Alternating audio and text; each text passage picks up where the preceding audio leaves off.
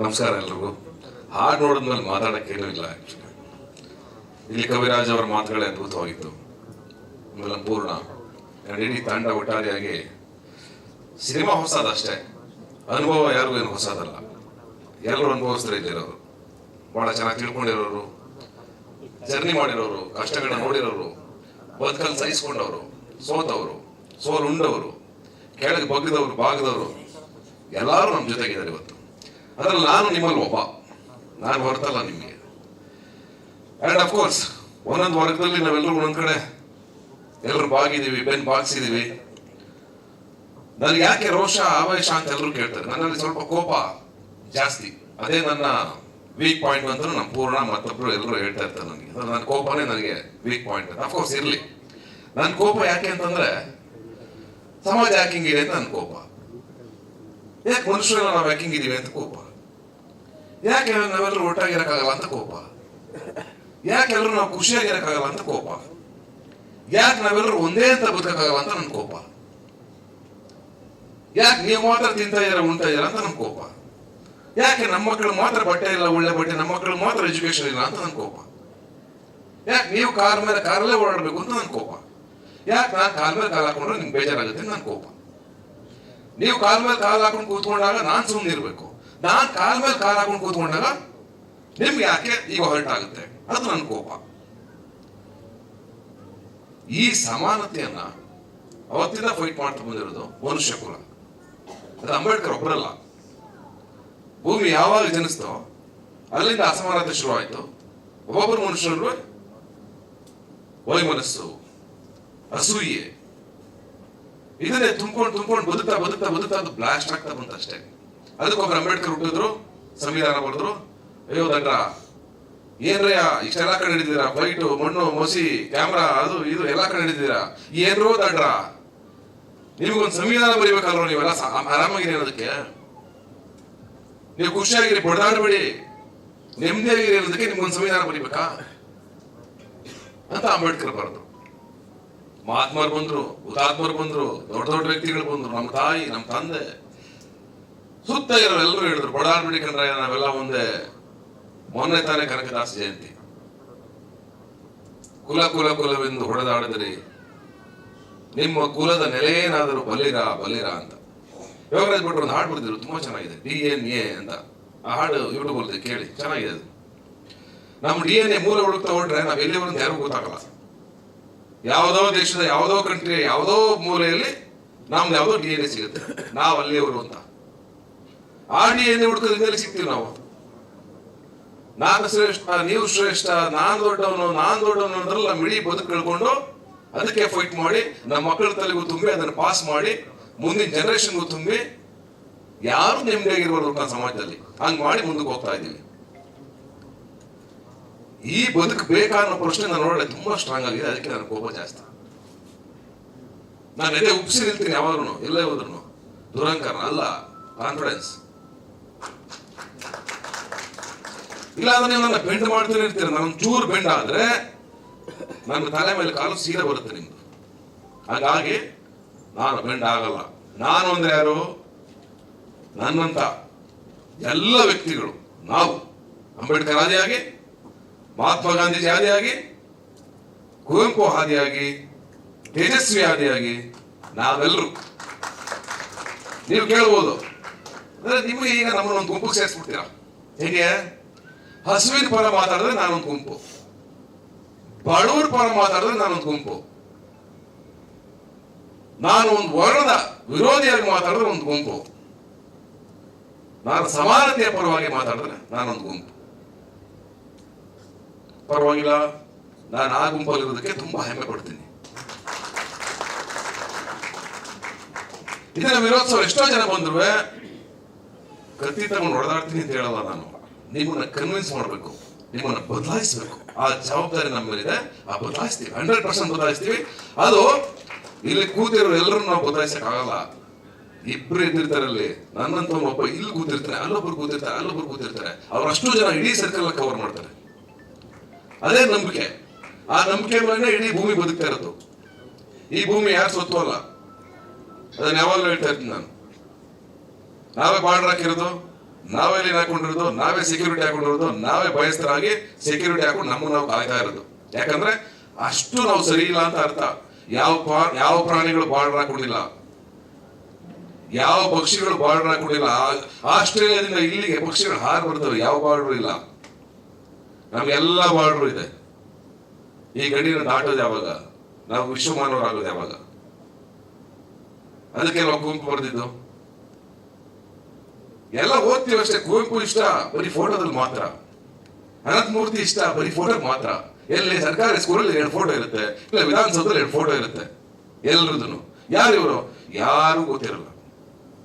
ಹೆಂಗ್ ಗೊತ್ತು? ಕುವೆಂಪು ಕುವೆಂಪು ಚಿಕ್ಕ ವಯಸ್ಸಲ್ಲಿ ಹೇಳ್ಕೊಡಿದ್ರು ಕುವೆಂಪು ಕುವೆಂಪು ಅಷ್ಟೇ. ಕುವೆಂಪು ಏನ್ ಮಾಡಿದ್ರು? ಏನನ್ನ ಹೇಳಿದ್ರು? ಅಂಬೇಡ್ಕರ್ ಏನ್ ಮಾಡಿದ್ರು? ಏನನ್ನ ಹೇಳಿದ್ರು?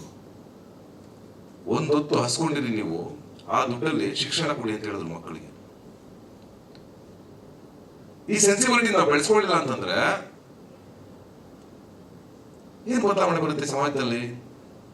ಯಾರಿಗೂ ಪೇಷನ್ಸ್ ಇಲ್ಲ ಇವತ್ತು. ಯಾರ ಮಾತು ಕಳೆದೋಗಿದೆ ಅದು.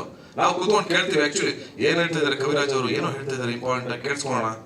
ಆ ಕಿವಿಗಳೇ ಮುಚ್ಚೋಗಿದಾವೆ. ನೀವು ಯಾವ ಜಾತಿ ಅಂತ ಹೇಳ್ಬಿಡಿ, ಯಾವ ಧರ್ಮ ಅಂತ ಹೇಳ್ಬಿಡಿ, ಎಲ್ಲಾ ಜಾತಿ ಎಲ್ಲಾ ಧರ್ಮದಲ್ಲೂ ಅದಾಗಿದೆ.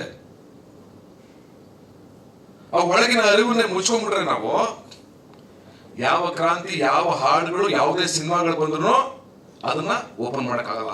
ಆ ಬಾಗಿಲು ಓಪನ್ ಮಾಡಕ್ಕಾಗಲ್ಲ. ಆ ಬಾಗಿಲು ಓಪನ್ ಆಗ್ಬೇಕು, ಅದನ್ನ ಓಪನ್ ಮಾಡ್ಕೋಬೇಕು. ಅವಾಗ ಎಲ್ಲಿ ಓಪನ್ ಆಗುತ್ತೆ ಅಂದ್ರೆ ಅದಕ್ಕೆ ಒಂದೇ ಕೀ ಇರೋದು, ಮನುಷ್ಯತ್ವದ ಕೀ.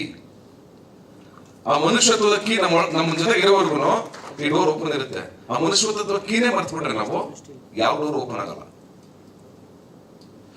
ಇವತ್ತಿನ ಈ ಹಾಡು ಬಹಳ ಮುಖ್ಯ ಆಗುತ್ತೆ. ಅಂಡ್ ಕವಿರಾಜ್ ಅವರು ಬರೆದಾಗ ಅಫ್ಕೋರ್ಸ್ ಅದಕ್ಕೆ ಅರ್ಥ ಬರುತ್ತೆ. ಅವರೇ ಬರೆದಿದ್ದು ಕರೆಕ್ಟ್. ಅದನ್ನ ಕೆಲವೊಂದು ಕೆಲಸಗಳನ್ನ ಯಾರು ಮಾಡ್ಬೇಕು? ಅವರೇ ಮಾಡ್ಬೇಕು. ಅದಕ್ಕೆ ಅವರೇ ರೈಟ್ ಪರ್ಸನ್. ಕವಿರಾಜ್ ಅವರ ಪೆನ್ನಿಂದ ತುಂಬಾ ಬರೆಯುತ್ತಿದೆ. ಅವ್ರ ಹೋರಾಟದ ಹಾದಿ ನೋಡ್ತಾ ಇದ್ದೀನಿ ನಾನು. ಸತ್ಯವಾದ ಸಜ್ಜನವಾದ ಹೋರಾಟದ ಹಾದಿ. ಅದು ಎಷ್ಟೋ ಜನರಿಗೆ ಸ್ಫೂರ್ತಿ ಆಗುತ್ತೆ. ಅಂಡ್ ಅಫ್ಕೋರ್ಸ್ ಅವ್ರ ಪೆನ್ನಿಂದ ಬರೆದಿರೋ ಒಂದೊಂದು ಲೈನ್ಗಳು ಕೂಡ ಸತ್ಯ. ಅವ್ರು ಕೇಳ್ತಾ ಇದ್ರು ನನಗೆ, ಹಾಡು ಹಿಟ್ ಆಗುತ್ತ ಅಂತ. ಹಾಡು ಹಿಟ್ ಆಗುತ್ತಾ ಬಿಡುತ್ತಾ ನಮ್ಗೆ ಬೇಡ. ಸಿನಿಮಾ ಹಿಟ್ ಆಗುತ್ತಾ ಬಿಡುತ್ತಾ ಬೇಡ. ನಮ್ಮ ಕರ್ತವ್ಯ ನಾವು ಮಾಡ್ಬೇಕು. ಮುಂದೊಂದು ದಿವಸ ಎಲ್ಲೋ ನಿಂತ್ಕೊಂಡಾಗ ಏನಕ್ಕೋ ನಮ್ಗೆ ಯಾವುದೋ ಒಂದು ಪ್ರೊಟೆಸ್ಟ್, ಒಂದು ಈವೆಂಟ್ ಅಲ್ಲಿ ನಿಂತಾಗ ಒಂದು ಹಾಡ್ಬೇಕು ಅಂದಾಗ ಅಂಥದ್ದೊಂದು ಹಾಡ್ಬೇಕು ನಮ್ಗೆ. ಸಿನಿಮಾ ಹಾಡು ಹಿಟ್ ಆಗುತ್ತಾ ಫೇಲ್ಯೂರ್ ಆಗುತ್ತಾ ಅದೆಲ್ಲ ಕೌಂಟ್ ನಮ್ಗೆ ಬೇಡ. ಸಿನಿಮಾನು ಅಷ್ಟೇನೆ. ಇತಿಹಾಸ ತೆಗೆದು ನೋಡಿದಾಗ ಈ ತರ ಸಿನಿಮಾಗಳು ಇದೆಯಾ ಅಂತಂದಾಗ ಅಲ್ಲಿ ಇಷ್ಟಲ್ಲಿ ಬರ್ಬೇಕಲ್ಲ ಸಿನಿಮಾ. ಗೆಲುವು ಸೋಲು ನಮ್ಮ ಕೈಲಿ ನಿಮ್ಮ ಕೈಲಿ ಇಲ್ಲ. ಸಿನಿಮಾ ಮಾಡೋದಷ್ಟೇ ನಮ್ಮ ಕೈಲಿರೋದು. ಆ ಕಾನ್ಫಿಡೆನ್ಸ್ ಇರೋ ಹುಡುಗರು ಹುಟ್ಟಬೇಕಲ್ಲ. ಹಂಗೆ ಒಬ್ಬ ಅರುಣ್ ತುಂಬಾ ಕಾನ್ಫಿಡೆನ್ಸ್ ಇರುವಂತ ಹುಡುಗ. ಅವನೊಳಗಡೆ ಒಂದು ಸೈಲೆನ್ಸ್ ಇದೆ. ಆದ್ರೆ ಸಿನಿಮಾದಲ್ಲಿ ಆ ಫೈರ್ ಕಾಣಿಸ್ತಾ ಇದೆ. ಅವನು ಜಾಸ್ತಿ ಮಾತಾಡಲ್ಲ. ನನ್ನ ಮೀಟ್ ಮಾಡಿರೋದು ಒಂದು 5-6 ಸಲ ಮೀಟ್ ಮಾಡಿದೀವಿ. ಅವನು ತುಂಬಾ ಕಡಿಮೆ ಮಾತುಗಾರ. ಬಟ್ ಅವನೊಳಗಡೆ ಸಿಕ್ಕಾಪಟ್ಟೆ ಫೈರ್ ಇದೆ. ಆ fire Dheera Bhagat Roy. And of course ಯಾವಾಗ ನನಗೆ ಅನಿಸ್ತಿದ್ದ, ನನಗೆ ಯಾಕೆ ಸ್ಕ್ರಿಪ್ಟ್ ಹೇಳಲ್ಲ?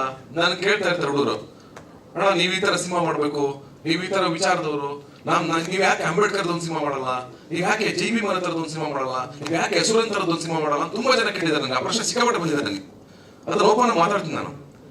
ಆ ಪ್ರಶ್ನೆ ಬಂದಾಗ ನನಗೆ ಸೀರಿಯಸ್ ಆಗಿ ಹೇಳ್ತೀನಿ, ನನಗೆ ಆ ತರ ಸಬ್ಜೆಕ್ಟ್ಗಳು ಇದುವರೆಗೂ ಬಂದಿಲ್ಲ. ನಾನೇ ವೆಯ್ಟ್ ಮಾಡ್ತಾ ಇದ್ದೀನಿ. ತುಂಬಾ ಕಾಲದಿಂದ ಕಾಯ್ತಾ ಇದ್ದೀನಿ. ಅದಕ್ಕೆ ಒಬ್ಬ ಒಳ್ಳೆ ನಿರ್ದೇಶಕ ಬೇಕು, ಅಷ್ಟೇ ಚೆನ್ನಾಗಿ ಟೆಕ್ನಿಷಿಯನ್ಸ್ ಬೇಕು, ಅದಕ್ಕೆ ಅಷ್ಟೇ ಕ್ವಾಲಿಟಿ ಕೊಡ್ಬೇಕು ನಾವು. ಒಂದು ಹಸುರನ್ ದೇವರಿಗೋ, ಒಂದು ಯಾವುದೋ ಬಾರಿ ಸೆಲ್ವರಾಜನ್ ಸಿನಿಮಾಗಳ ತರನೋ, ಒಂದು ಬಾರಂಜಿತ್ ಸಿನಿಮಾಗಳ ತರನೋ ಆ ಲೆವೆಲ್ ಸಬ್ಜೆಕ್ಟ್ಗಳು ಬರಬೇಕು. 100% ನಾನು ರೆಡಿ ಮಾಡೋದಕ್ಕೆ ನಾನು ಮಾಡ್ತೀನಿ. ಆ ಹಿಂಜರಿಕೆ ಮುಜುಗರ ನನಗೆ ಯಾವುದೂ ಇಲ್ಲ. ನಾನು ನಿಮ್ಮೊಳಗೆ ಒಬ್ಬ. ಆ ಹಿಂಜರಿಕೆ ಮುಜುಗರ ಎಲ್ಲಿ ಬೇಕಾದ್ರೆ ನಿಂತ್ಕೊಂಡು ನಾನು ಹೇಳ್ತೀನಿ. ಅದನ್ನ ಹೇಳಿದ್ದೀನಿ ತುಂಬಾ ಸಲ. ನನಗೆ ಆ ಭಯನೇ ಇಲ್ಲ. ಎದೆನೇ ಉಬ್ಬಿಸ್ಕೊಂಡು ನಿಂತ್ಕೊಂಡವನಿಗೆ ಇಲ್ಲಿ ಗುಂಡು ಹೊಡಿತಾರೆ ಅಂತ ಭಯ ಪಡ್ತೀವ?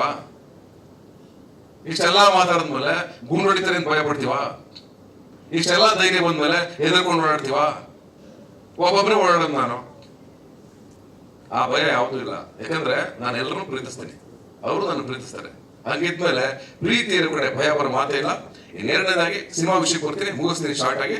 ಸಿನಿಮಾ ಧೀರ ಭಗತ್ ರಾಯ್ ಯಾಕೆ ಖುಷಿ ಆಗುತ್ತೆ ಅಂತಂದ್ರೆ, ಫಸ್ಟ್ ಟೈಮ್ ಕನ್ನಡದಲ್ಲಿ ಈ ತರ ಒಂದು ಸಮುದಾಯದ ಹೋರಾಟವನ್ನ, ಸಮಸ್ಯೆಗಳನ್ನ ಇಟ್ಕೊಂಡು ಧೈರ್ಯವಾಗಿ ಮಾತುಗಳ ಮುಖಾಂತರ, ವಿಷಯಗಳ ಮುಖಾಂತರ ಕಟ್ತಾ ಇಷ್ಟು ಚೆನ್ನಾಗಿ ಬೋಲ್ಡ್ ಆಗಿ ಮಾಡೋದಕ್ಕೆ ನಿಮ್ಮೆಲ್ಲರ ಧೈರ್ಯಕ್ಕೆ ನಿಮ್ಮೆಲ್ಲರೂ ಬೈತೀನಿ. ಈ ಧೈರ್ಯ ಮಾಡ್ಬೇಕಾಗಿತ್ತು, ಯಾವತ್ತು ಮಾಡ್ಬೇಕಾಗಿತ್ತು. ಸುಮಾರಷ್ಟು ಸಿನಿಮಾಗಳು ಬರ್ಬೇಕಾಗಿತ್ತು, ಬಂದಿಲ್ಲ.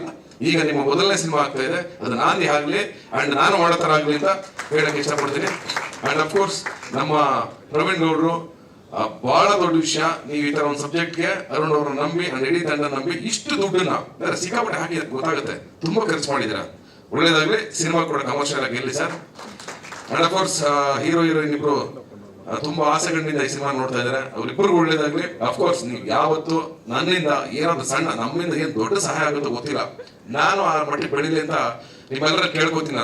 ನನ್ನ ಬೆಳೆಸಿ ಅಂತ ನಾನು ಕೇಳ್ಕೊತೀನಿ. ಯಾಕೆ ಗೊತ್ತಾ, ಆ ಮಟ್ಟಕ್ಕೆ ಹೋಗ್ಬೇಕು. ನಾನು ಆ ಮಟ್ಟಕ್ಕೆ ಹೋದ್ರೆ ನಾವು ಬಂದು ನಿಂತ್ಕೊಂಡಾಗ ಒಂದು ಜನ ನಿಮ್ ಜೊತೆ ಬಂದು ನಿಂತ್ಕೊಂಡಾಗ ಇದು ಲಕ್ಷಾಂತರ ಜನ ಸಿನಿಮಾ ನೋಡ್ತಾ ಆಗ್ಬೇಕು. ಅದು ನನ್ನ ಆಶಯ. ನಾವ್ ಯಾಕೆ ಬೆಳಿಬೇಕು ಅಂತಂದ್ರೆ, ನಾವ್ ಯಾಕೆ ಬೆಳಿಬೇಕು ಅಂದ್ರೆ ನಮ್ಮಿಂದ ಇನ್ನೊಂದು 100 ಜನ ಬೆಳಿಬೇಕು. ಆ ಕಾರಣಕ್ಕೆ ನಾವು ಬೆಳಿಬೇಕು. ಆ ಆಶೀರ್ವಾದ, ನಿಮ್ಮ ಪ್ರೀತಿ ನಮ್ಮ ಮೇಲೆ ಇರಲಿ. ಅಂಡ್ ಅಫ್ಕೋರ್ಸ್ ಪೂರ್ಣ ನನ್ನ ಆತ್ಮೀಯ, ನನ್ನ ಸ್ನೇಹಿತ, ನನ್ನ ಬಂಧು, ನನ್ನ ತಮ್ಮ, ನನ್ನ ಅಣ್ಣ ಎಲ್ಲವೂ ಕೂಡ ತಾಯಿ ಹೃದಯ. ಅಂಡ್ ಅಫ್ಕೋರ್ಸ್ ನನ್ನ ಅವರ ಸ್ನೇಹ ಸಾಕಷ್ಟು ವರ್ಷಗಳು, 16 ವರ್ಷಗಳದ್ದು. ಪೂರ್ಣ ಅಂದ್ರೆ ಯಾವಾಗಲೂ ನನಗೆ ಒಂದು ಎಮೋಷನಲ್ ಪಾಯಿಂಟ್. ಪೂರ್ಣ ನನಗೆ ಏನು ಕರೆದ್ರು, ಮಧ್ಯರಾತ್ರಿ ಕರೆದ್ಬಿಟ್ಟು ಸತೀಶ್ ಈಗ ಒಂದಿದೆ ಅಂತಂದ್ರೆ ನಾನು ಯಾವತ್ತೂ ಅದನ್ನ ಡಿಸ್ಕಷನ್ನೇ ಮಾಡಿಲ್ಲ. ಏನ್ ಕೇಳಿದ್ರು ಡಿಸ್ಕಷನ್ನೇ ಮಾಡಿಲ್ಲ. ಎಲ್ಲಿ ಪೂರ್ಣ, ಆಯ್ತು ಪೂರ್ಣ ಬರ್ತೀನಿ. ಓಕೆ, ಏನ್ ಮಾಡ್ಬೇಕು ಪೂರ್ಣ, ಇದೊಂದು ಆರ್ಡರ್ ಬಿಡಿ, ಮಾಡ್ತೀನಿ ಪೂರ್ಣ. ಏನೇನ್ ಮಾಡ್ಬೇಕು ಪೂರ್ಣ, ಆಯ್ತು ಪೂರ್ಣ ಮಾಡ್ತೀನಿ. ಅಷ್ಟು ಸಲಿಗೆ, ಅಷ್ಟು ನಮ್ಮ ಮನೆಯವರು, ಪೂರ್ಣ ಆಗ್ಲಿ, ಕಾವ್ಯ ಆಗ್ಲಿ ಅಂಡ್ ಮಕ್ಕಳಾಗ್ಲಿ, ಎಲ್ಲರೂ ನನ್ನ ಫ್ಯಾಮಿಲಿ ಅವರು. ಅಂಡ್ ಅಫ್ಕೋರ್ಸ್ ತುಂಬಾ ಒಳ್ಳೆ ಫ್ಯಾಮಿಲಿ, ತುಂಬಾ ಒಳ್ಳೆ ಜನ. ಪೂರ್ಣನ ಇದೆಲ್ಲವನ್ನು ಮಿಗಿಲಾಗಿ ಪೂರ್ಣ ಹಠವಾದಿ ಅಂಡ್ ಹಸುವಿನವನು.